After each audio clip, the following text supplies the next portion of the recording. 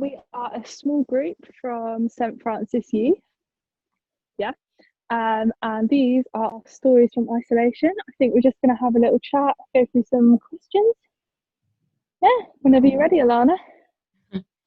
So, what have been the highs and the lows of lockdown? Did you hear that? Yeah. This is one of the lows of lockdown. You can hear my siblings in all the videos. I've been recording you. Fine, comedy value, it's fine. You're recording what? Go on YouTube. We're recording our stories from isolation. Okay. Have fun, crew. Thank you, Seth. Hey, should we start again? What's been the highs and lows of lockdown? My high of lockdown has probably been that I've been getting a lot more creative.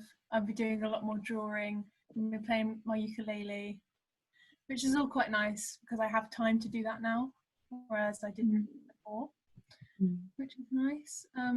My low has probably been that I miss interacting with people in person. It's quite difficult to make a relationship from a distance. Long distance relationships are difficult. So, yeah. How about you, Anna? A highlight has definitely been, in a funny way, it's been taking time out. So I've not been going to school or college or anything, just having a break from like the ordinary busyness of life. I've quite enjoyed that in some ways. But I guess on the flip side, that could also be my low light, just because it's hard not having a routine. It's hard not doing all the normal stuff you do. Yeah, it gets hard after a while. What about you, Alana? Yeah, I think my high the first few weeks was the slower pace of life. Like, I quite enjoyed that, doing things a bit differently. And then I think as we've gone on, I haven't felt it's been so slow paced, and found it really hard to get the work-life balance when you're doing it all at home. But like, when do I stop working? And and so found that really hard for quite a while. But I think I'm getting there. So yeah, it's all right. Yeah. Okay. What is unique to this time in history which would be powerful to capture? I think mostly is how many quizzes we've been doing. I've done more quizzes in the last couple of months than I probably have ever in my entire life, which is really nice because I'm quite a competitive person, and it's just We know. I hope that it doesn't just go away, because I enjoy these team activities. It's really nice. Anna, what do you think? I mean, I work in a supermarket, so seeing the craziness that has somehow become normal, like, I don't think I'm going to forget this. Like, the queues and the people shuffling around each other in the aisles, like, it's just surreal to see. Yeah. Yeah, I think the amount of times that we're on Zoom a week, like, it's just crazy. Like, I'm on it 4 times a week now, and I don't know about you, but I've never heard it before all this. Yeah, neither had I. So I think that connecting with other people like really regularly online has been a really important thing through all. Yeah. Okay. What ways have we noticed God at work?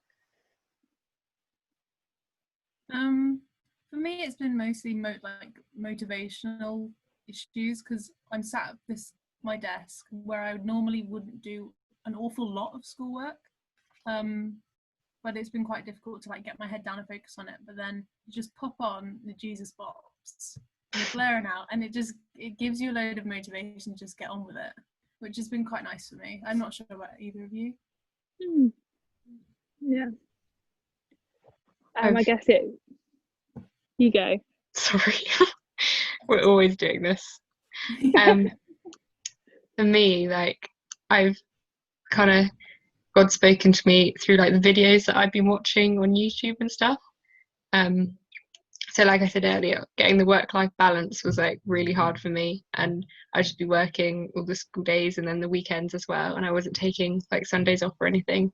And then I had been listening to Andy and Mike podcast at the beginning when everything was going well, And then I got really stressed, just felt like I had the time, so I stopped listening to them. And then the one day that I went back to it, it was Andy talking about taking a break and the importance of rest. And so I was just kind of like, okay, I hear you, God, I'll take a break.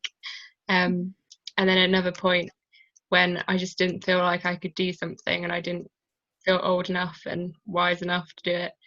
And I just saw a video, an interview of Beth Croft that I had already watched fully, but it said that I hadn't watched the whole one.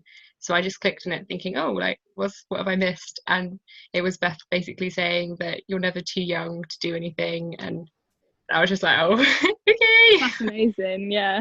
So I found like YouTube videos have spoken to me quite a bit. Yeah, I think I've seen God working mostly in the kindness to everyone. I don't know if you guys have seen this, but it's kind of like this whole tragedy has kind of united people and really shown, it's shown to me that actually even non-Christians, I guess, there's a way of everyone coming together. I think God plays a massive role in that, Yeah. Cool. And where have I seen or experienced faith, hope, and love during this season? Kind of what Anna was saying before, just like everyone coming together. So like the NHS clap on Thursdays. I don't know about you, but I've kind of fallen. I don't hear it as much anymore, which is a little bit sad. But towards the beginning, it was just so loud everywhere, and it was really nice to see everyone. And there's this